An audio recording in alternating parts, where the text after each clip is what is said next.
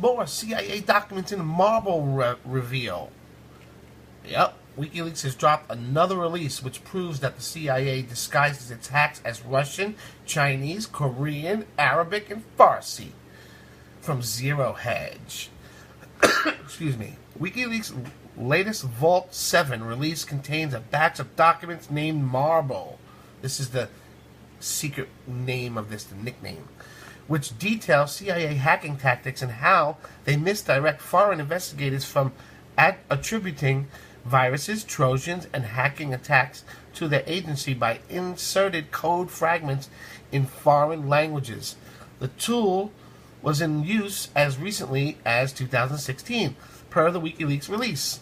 The source code shows that Marble has test examples not just in English but also in Chinese, Russian, Korean, Arabic, and Farsi. This would permit a foreignistic attribution double game, for example, by pretending to be a spokesperson, by pretending that a spoken language of the malware created was not American English but Chinese, but then showing attempts to conceal the use of Chinese, drawing forensic investigators even more strongly to the wrong conclusion.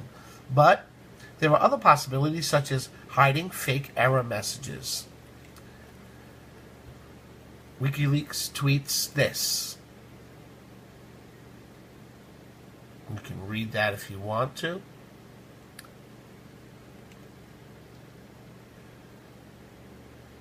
Okay. The latest release is said to potentially allow for thousands of cyber attacks to be attributed to the CIA, which were originally blamed on foreign governments. Oh my God. WikiLeaks said Marble hides fragments of text that would allow for the author of the malware to be identified. WikiLeaks stated the technique is the digital equivalent of a specialized CIA tool which disguises English language text on U.S. produced weapon systems before they are provided to insurgents. It's designed to allow for flexible and easy-to-use obfuscation as string obfuscation algorithms, often link malware to a specific developer, according to the whistleblowing site. The source code released reveals Marble contains test examples in Chinese, Russian, Korean, Arabic, and Farsi. This would permit a forensic attribution double game, for example, by pretending that... Did I not read that? Previous Vault 7 releases have referred to the CIA's ability to mask its hacking fingerprints. WikiLeaks claims the latest release will allow for thousands of viruses and hacking attacks to be attributed to the CIA. Oh, man. Okay, I have a couple other stories I want to get to real quick and show you, because that was fast.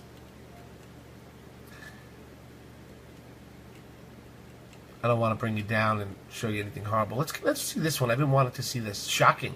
Mexican man cleared in sexual assault by judge, and you'll never guess why.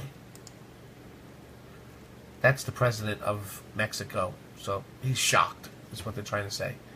A judge in Mexico has let a rich young man go free after kidnapping and sexually assaulting a schoolgirl, all because the man said he did not enjoy himself. Am I really reading the rest of this?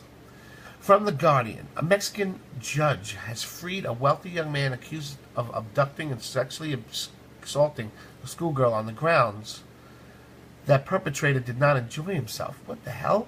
Mexican rape victim reveals details of case plagued by privilege and impunity.